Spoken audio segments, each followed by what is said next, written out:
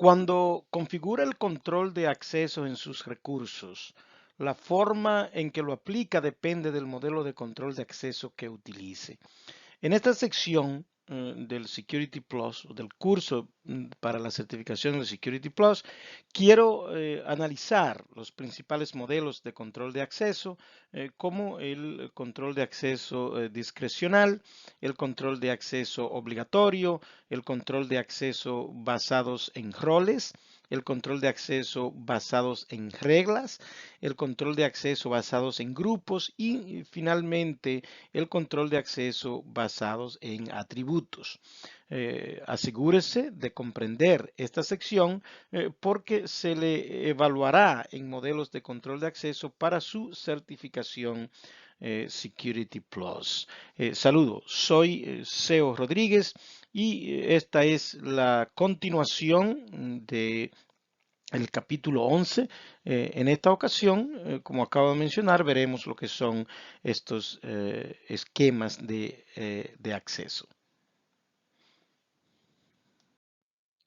El control de acceso discrecional, también conocido como DAC, um, Discretionary Access Control, por sus siglas en inglés, es un modelo que decide quién obtiene acceso a un recurso en función de una lista de control de acceso discrecional llamado el DACO.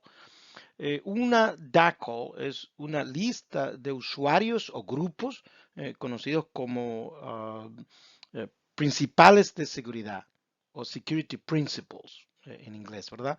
A los que se les otorga acceso a un recurso y la DACO generalmente determina qué tipo de acceso tiene el usuario. Es decir, la DACO son los permisos asignados a un archivo. Cada entrada en la DACO se conoce como entrada de control de acceso o ACE, Access Control Entry, por sus siglas en inglés. Por ejemplo, en esta figura vemos que tenemos una carpeta de software, ¿verdad? Donde a esta carpeta tiene un grupo de personas que tiene acceso. Por ejemplo, eh, el instructor, la cuenta instructor, tiene full control, ¿verdad? Control, acceso completo, hacer de todo en esa carpeta. Entonces, pero lo que importante es que estas son las personas o grupos que tienen acceso a esa carpeta. Eh, lo que quiere decir que cualquier entrada, cualquier persona o grupo que no sea miembro de esta lista de control de acceso, pues simplemente no tiene acceso a esa carpeta. Lo que se llama el implicit deny o la denegación implícita que hemos hablado en otras ocasiones. Para una persona poder tener acceso, tiene que pertenecer a uno de estos, en esta entrada, de estos grupos. Como mejor práctica, Microsoft recomienda que siempre estos permisos se den en base a grupos. Aunque yo tengo acá el usuario instructor, ¿verdad? Como entrada en esta lista de acceso, pero es recomendable siempre una empresa que se creen grupos y que se le den permisos a esos grupos. Es mucho más fácil de manejar. Cuando una persona ya no necesita tener acceso a esa carpeta o archivo, entonces pues se saca de ese grupo. Por ejemplo, aquí vemos que hay un grupo que se llama SG Students, SG por Security Group o grupo de seguridad. Es muy importante poner algún tipo de nomenclatura en estos grupos para poder fácilmente encontrarlo y poder manejarlo. Entonces, por ejemplo, aquí vemos que el grupo de estudiantes tiene acceso de lectura y ejecución. Tiene también lo que es el listar el contenido de las carpetas y lectura, ¿verdad? Esos son los tres permisos por default por defecto, ¿verdad? Que cuando uno le asigna estos permisos de NTF a una carpeta. Estos son los permisos que vienen, ¿verdad? Para no darle más acceso, que hemos hablado también bastante, lo que es el least privilege o privilegios mínimos, ¿verdad? Donde si una persona no necesita tener, digamos, acceso de modificar el contenido de la carpeta, que solamente es para leer, pues entonces solamente se le da permiso de lectura. Pero bien, muy importante entender esto de los permisos, por ejemplo, en este caso, lo que son los permisos de NTFS en lo que es el control de acceso discrecional. Este control de acceso discrecional, como acabamos de mencionar, eh, cualquier persona puede crear una carpeta y dar esos accesos a personas, ¿verdad? De manera discrecional, como él lo juzgue, pero se utiliza mucho a nivel de una empresa para controlar quién tiene acceso a carpetas y archivos en la empresa. Es muy importante para el Security Plus, ¿verdad?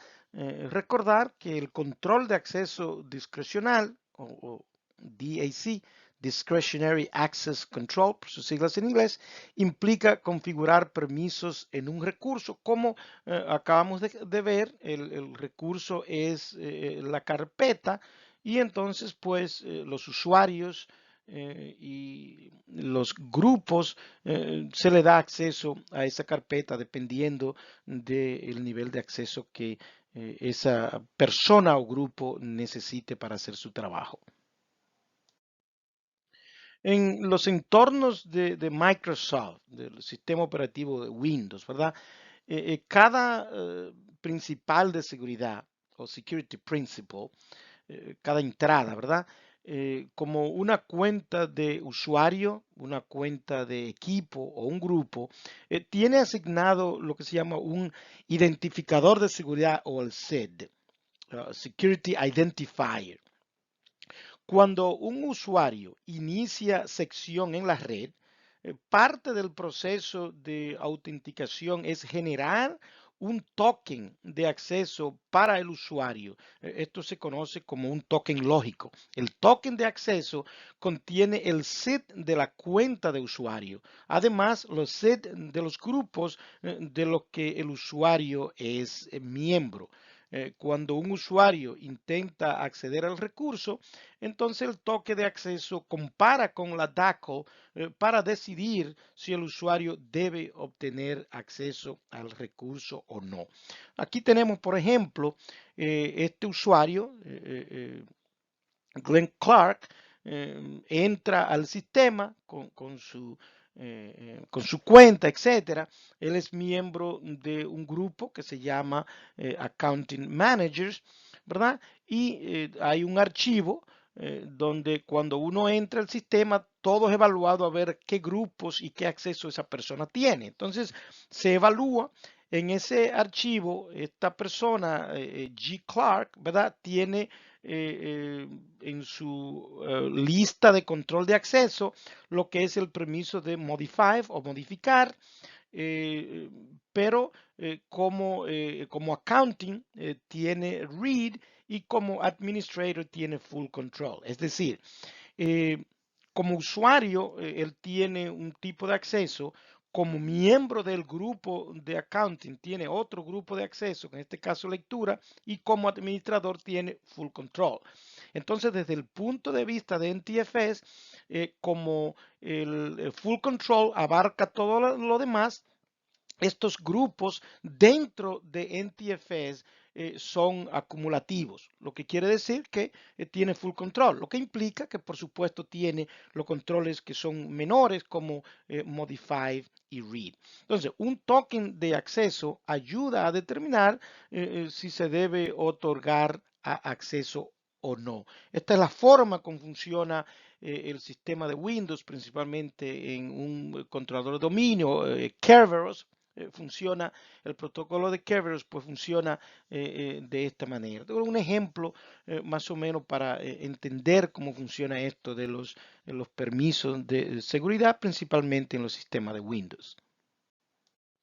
Otro esquema de control de acceso importante de entender para el Security Plus es lo que es el control de acceso obligatorio o mandatorio, mejor dicho, en inglés es MAC, Mandatory Access Control, pero por la traducción, control de acceso mandatorio, ¿verdad? Con el modelo de control de acceso mandatorio, obligatorio, el MAC, a cada individuo conocido como sujeto se le asigna un nivel de autorización como restringido, secreto o alto secreto, top secret, ¿verdad?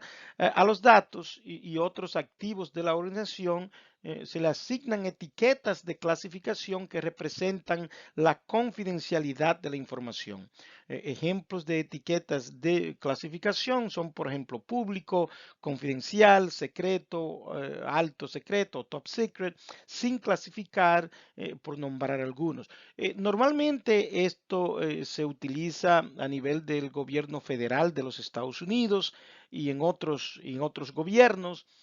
A nivel de empresa privado no se utiliza mucho, aunque hay algunas empresas que supongo que tienen productos, ¿verdad? Y principalmente las empresas que trabajan y hacen proyectos para el gobierno federal tienen que adherirse a los que son las reglas del gobierno federal y entonces tienen que utilizar este tipo de cosas. Pero realmente en el mundo de las empresas privadas no es muy común utilizar esto del el MAC. Además, el MAC implica que el sistema operativo, el programa que se está utilizando, utiliza este tipo de control. Obviamente Windows no utiliza el Mandatory Access Control, el MAC. Entonces hay sistemas operativos específicos que se utilizan en programas, ¿verdad? De alta seguridad para el gobierno, por ejemplo, federal en los Estados Unidos. Y en ese sentido, por eso el MAC no es muy común. A nivel empresarial se utiliza más el DAC, el Discretionary Access Control o el control de acceso discrecionario que hablamos anteriormente. Es importante recordar para el Security Plus, ¿verdad?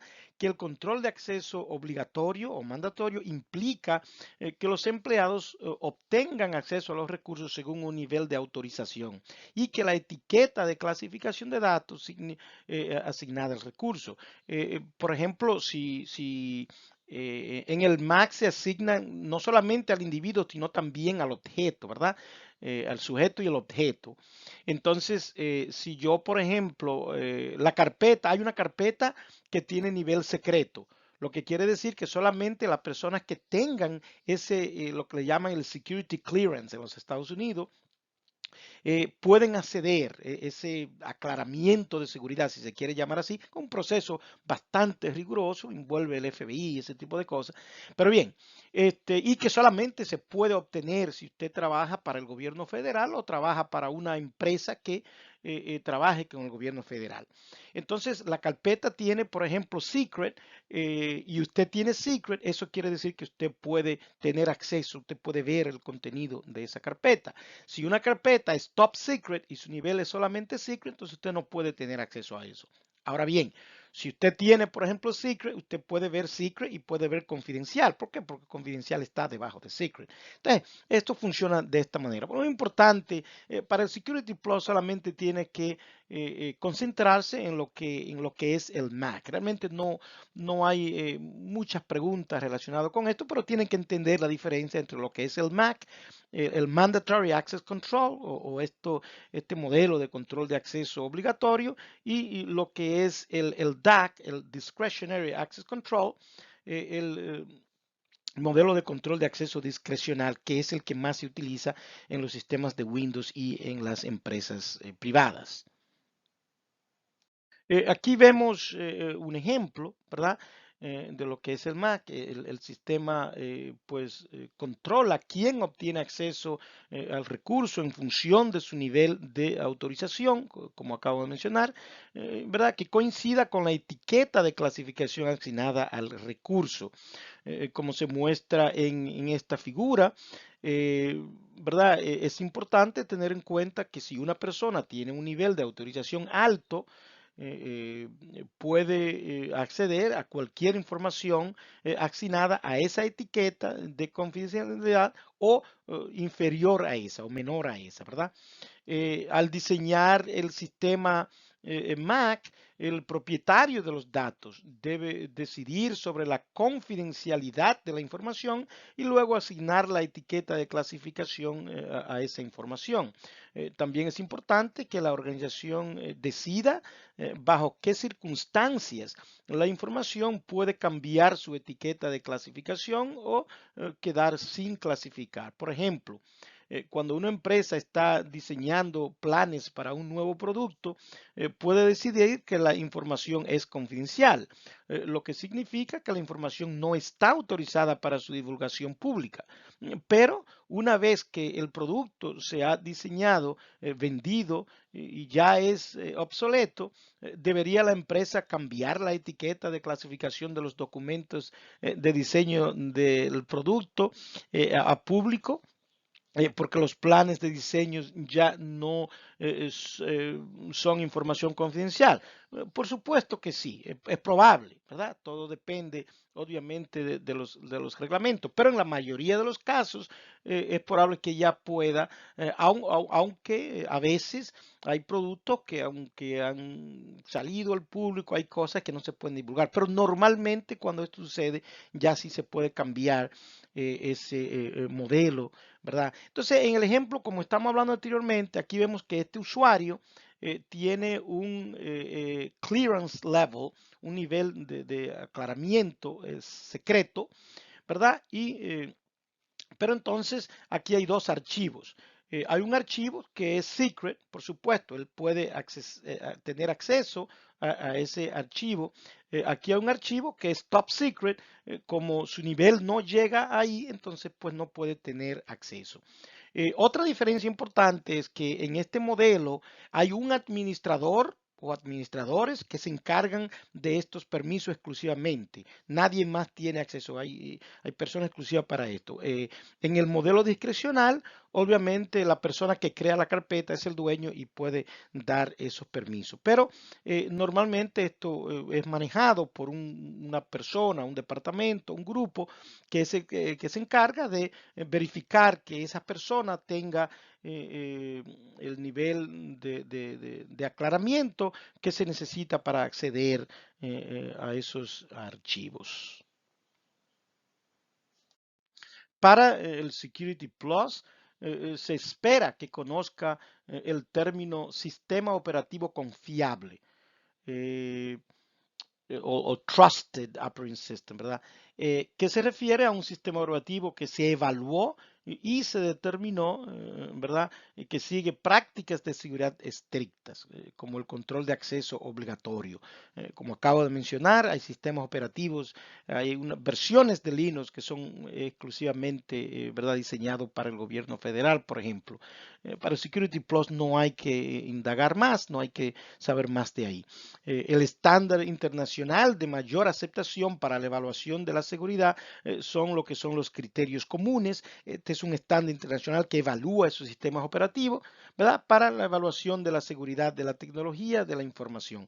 Generalmente dominados son estos criterios comunes. No hay que realmente, en el Security Plus por lo menos no se habla mucho de los criterios comunes. En otras certificaciones ya de mucho más avanzada, como el CISP, se habla bastante de lo que son los criterios comunes, pero para el Security Plus realmente no hay que saber más que esto. Esto es una lista de lo que son los niveles de clasificación, ¿verdad? Que se utilizan mucho a nivel federal, el top secret, el secret, confidential, restricted, unclassified, private, sensitive y public. Hay otros, pero para el Security Plus estos son los más importantes. Es probable que una compañía utilice quizá confidencial, quizás privado, sensitivo y público.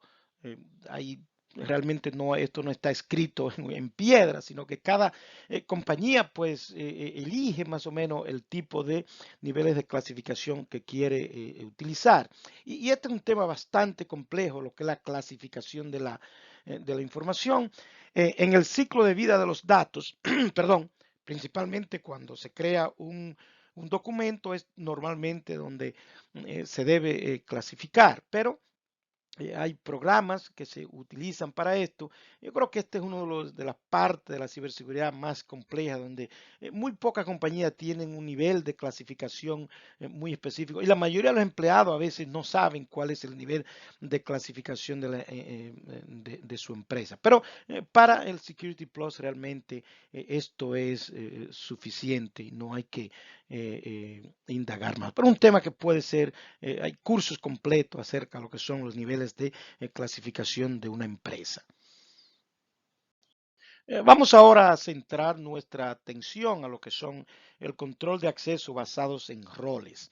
El control de acceso basados en roles o RBAC, Role Based Access Control, por sus siglas en inglés, adopta un enfoque diferente al de MAC, Mandatory Access Control, control de acceso mandatorio que acabamos de hablar, ¿verdad? Para controlar el acceso a los recursos y privilegios. El sistema aquí pues otorga privilegios especiales a diferentes roles.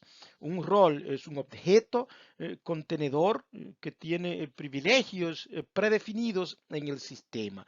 Cuando asigna usuarios a la función, el usuario recibe los privilegios o permisos de control de acceso asignados a la función. Esto aquí que vemos es lo que son los roles de administración de Microsoft Azure. En Microsoft Azure hay cientos de roles, ¿verdad? Obviamente uno de los roles, el rol más poderoso es lo que llamamos el Global Administrator. Personas que sean miembros del Global Administrator tienen la capacidad de hacer de todo en esa compañía. Entonces es un rol que hay que vigilarlo muy estrechamente, porque si un cibercriminal obtiene las credenciales o puede tener acceso a un Global Administrator, pues prácticamente puede adueñarse de la compañía y pudiera ser algo muy devastador. Pero, por ejemplo, aquí vemos, aquí estos son simplemente una lista muy reducida de lo que son todos estos roles. Aquí vemos algunos. Por ejemplo, vamos a suponer que hay una persona que es un desarrollador. Bueno, entonces a esa persona se le da el Application Developer. No hay que darle más. ¿Por qué? Porque ese rol tiene todos los permisos, como lo dice acá en la descripción, can create application registrations independent of the users, can register application setting, etc.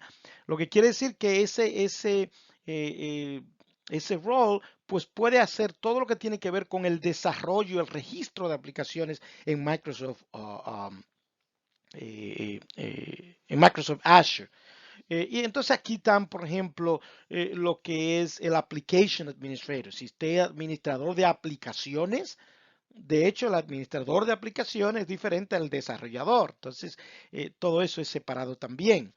Eh, si usted es el Authentication Administrator, y podemos pasar mucho tiempo hablando de todos estos roles, pero lo importante aquí es entender que eh, se le da a la persona o esa persona se le hace miembro. Entonces lo que yo hago es que yo agrego a esa persona a estos roles y esa persona puede hacer. Ahora bien, estos son roles predefinidos que vienen con Microsoft Azure.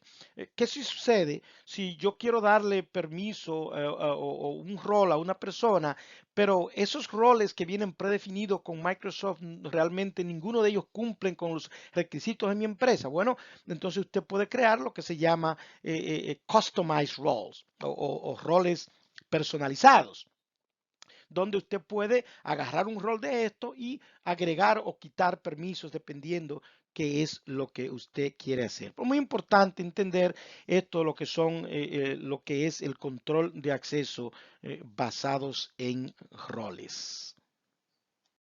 Hay muchas aplicaciones, ¿verdad?, que utilizan el RBAC o the Role Based Access Control, como Microsoft SQL Server, Microsoft Exchange también, ¿verdad? Entonces aquí vemos, por ejemplo, esto es un servidor de Microsoft SQL.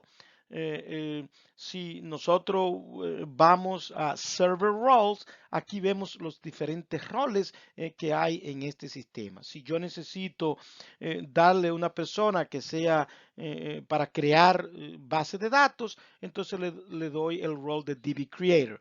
Pero si yo quiero que una persona tenga administración completa de ese servidor de SQL, entonces lo agrego al sysadmin. Y así sucesivamente. Si es un administrador de seguridad, entonces el administrador de seguridad debe ser agregado a lo que es el security admin.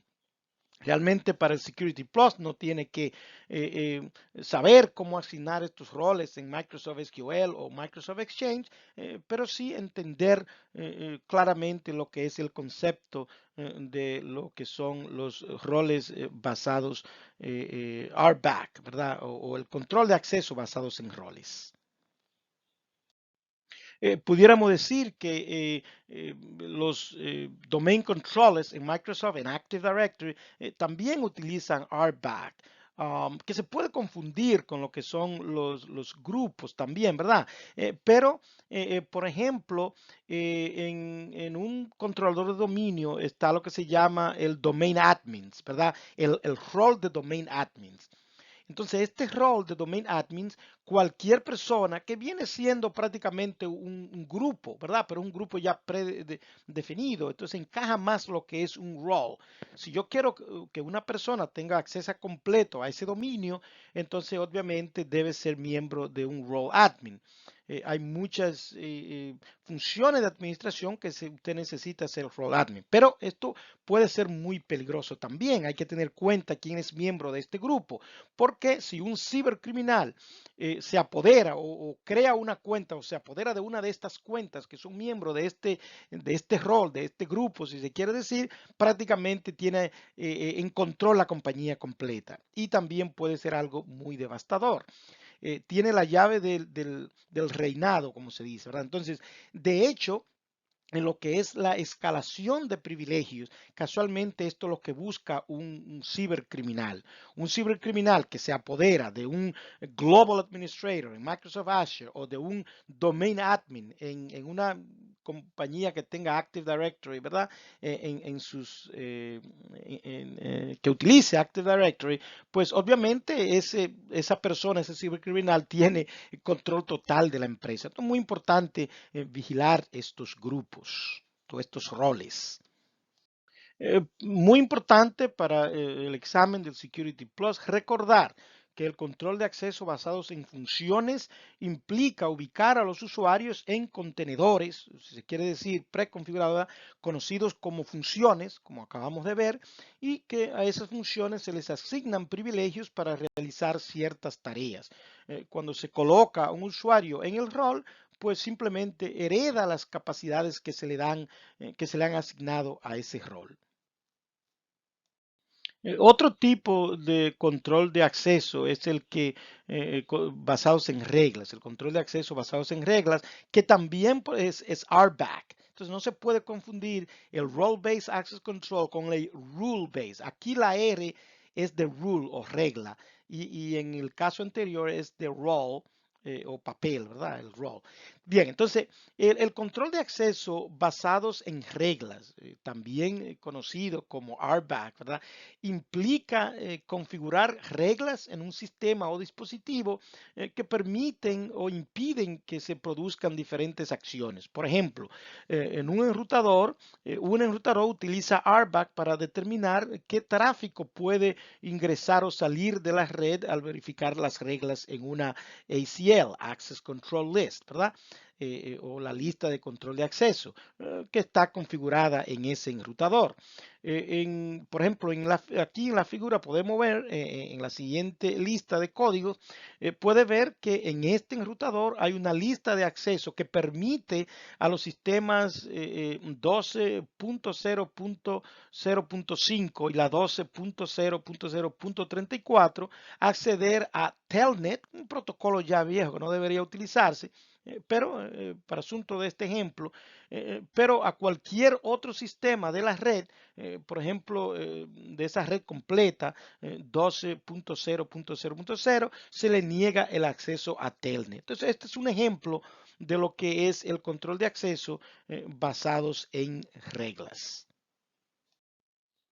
El control de acceso basados en grupos o GBAC, Group Based Access Control, por sus siglas en inglés, es cuando la seguridad del entorno se basa en los grupos de los que el usuario es miembro. Por ejemplo, aquí vemos, tenemos una carpeta llamada Confidential y tenemos un grupo de seguridad llamado SG Confidential. Entonces, pues a ese grupo de seguridad le hemos dado los permisos de Modify, que implica todo esto que están aquí hacia abajo, ¿verdad? Ahora bien, lo importante es ver quiénes son los miembros de ese grupo. Vemos acá que los miembros del grupo SG Confidential son instructor y CEO Rodríguez, lo que quiere decir que en ese sentido, basado en este grupo, solamente esas personas tienen permiso. Hay otras entradas acá, por supuesto, habrá que ver quiénes son miembros del grupo administrador, que en este caso es la misma persona, ¿verdad? Pero esto es claramente un ejemplo de lo que son el control de acceso basados en grupo que ya hemos visto en otros temas de este curso del Security Plus. El control de acceso basados en atributos o ABAC, Access, Attribute Based Access Control, por sus siglas en inglés, es un modelo de control de acceso que implica asignar atributos o propiedades a usuarios y recursos y luego utilizar esos atributos en reglas para definir qué usuarios tienen acceso a qué recursos. Por ejemplo, podría configurar una regla que especifique que si el usuario tiene un atributo departamento de contabilidad y un atributo ciudad de Santo Domingo, pues puede acceder al archivo. Esto es diferente de RBAC o GBAC, ¿verdad? En el sentido de que esos modelos solo verifican si el usuario está en el rol o en el grupo. En esta figura vemos, por ejemplo, que tenemos aquí diferentes atributos. En este caso, por ejemplo, US Sales Data, ¿verdad? Ese atributo. Aquí tenemos US Marketing y aquí tenemos Location New York. Esos son atributos de su usuario. Entonces hay una política que especifica, ¿verdad? Que si el departamento de venta está en los Estados Unidos o que el departamento de venta y de mercadeo, si están en los Estados Unidos, pueden tener acceso a esa información. Entonces, basado en eso, hay lo que se llama una decisión. La decisión es que el acceso se le otorga a los atributos porque van acorde con lo que esa política indica. Entonces, prácticamente lo que esto dice, bueno, si el usuario es miembro de un grupo que se llama Sales y pertenece al departamento de marketing y está en la ciudad de Nueva York, entonces se le puede tener acceso. Algo más o menos como eso. Entonces hay muchos sistemas, muchos programas que utilizan esto, lo que son el control de acceso basados en atributos, que es muy importante entender para la certificación del Security Plus. Algo similar, más o menos similar, lo que son el control de acceso basado en atributos, es similar a lo que utiliza Microsoft Azure, lo que son el acceso condicional, donde existen lo que le llaman los signals, ¿verdad?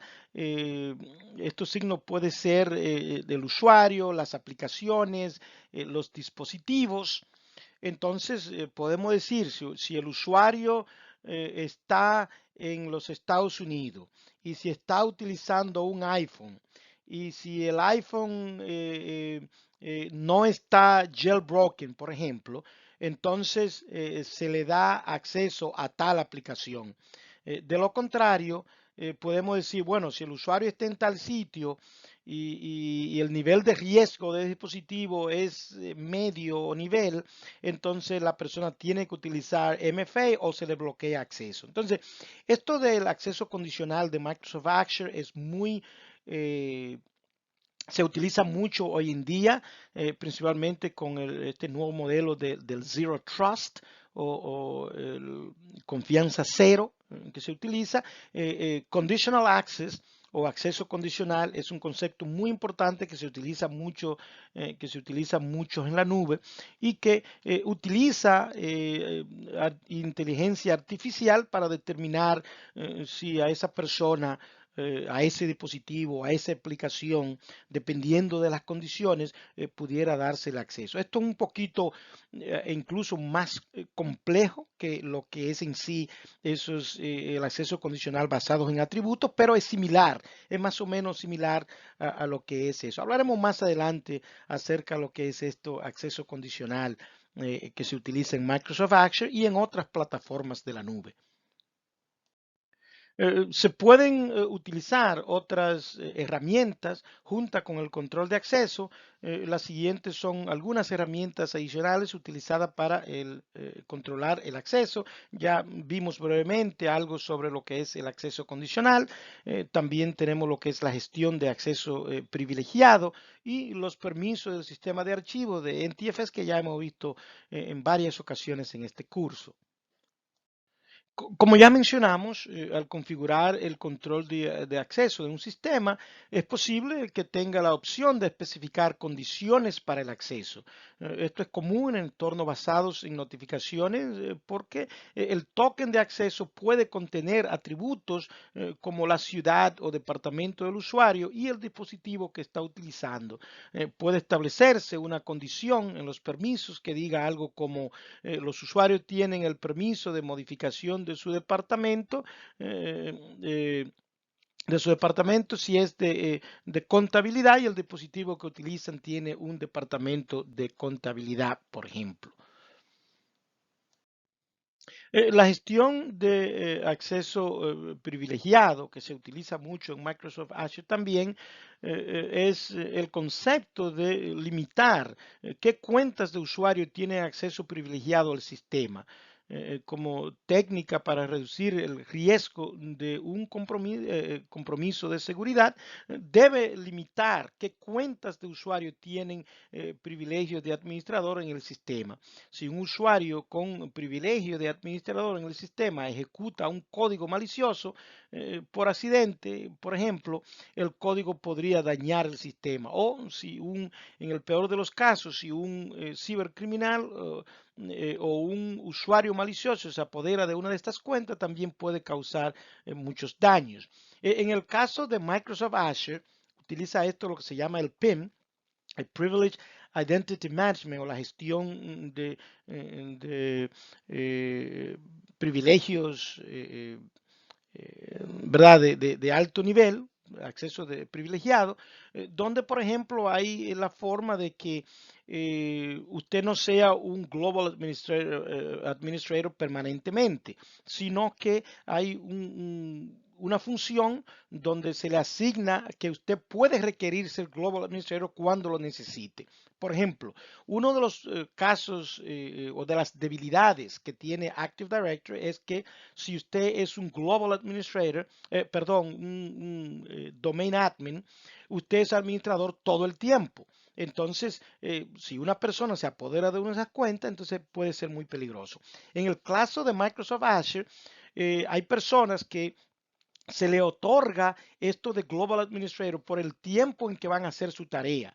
Y solamente cuando lo necesitan. Y desde que cumple con hacer las tareas que iba a hacer automáticamente, ya no es Global Administrator. Esto es un concepto un poquito más complejo de lo que se pudiera explicar aquí en un minuto, pero es muy importante entender que eh, desde el punto de vista de la ciberseguridad, la gestión de acceso privilegiado monitorear y gestionar quiénes tienen acceso a esa cuenta privilegiada es extremadamente importante.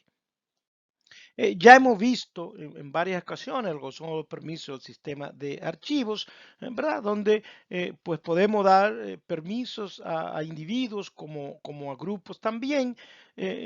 Normalmente, o mejor dicho, mejor práctica es recomendable que esos permisos se den en bases a grupos y que cuando esa persona ya no necesite tener acceso a esos permisos, que simplemente se quite de ese grupo.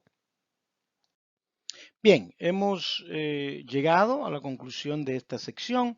En resumen, vimos lo que son el control de acceso discrecional, hablamos acerca del control de acceso obligatorio y la diferencia entre ambos, hablamos acerca de las principales etiquetas de clasificación, también tocamos el tema de lo que es el control de acceso basados en roles, control de acceso basados en reglas, en grupos, control de acceso basados en atributos y otras herramientas de control de acceso muy importantes como son el conditional access o acceso condicional que se utiliza en muchos de estos sistemas modernos de la cloud como Microsoft Azure.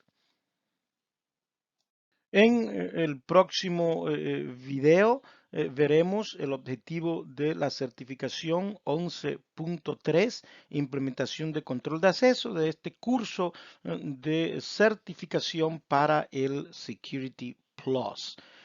Si usted encuentra este contenido útil, interesante, por favor, denos un like en nuestro canal de YouTube, déjenos un comentario, ¿verdad? De motivación para seguir produciendo este tipo de contenido gratis, para que usted pueda prepararse para la certificación del Security Plus, que es una certificación muy importante en el mundo de la ciberseguridad que puede abrir muchas puertas. Hasta entonces.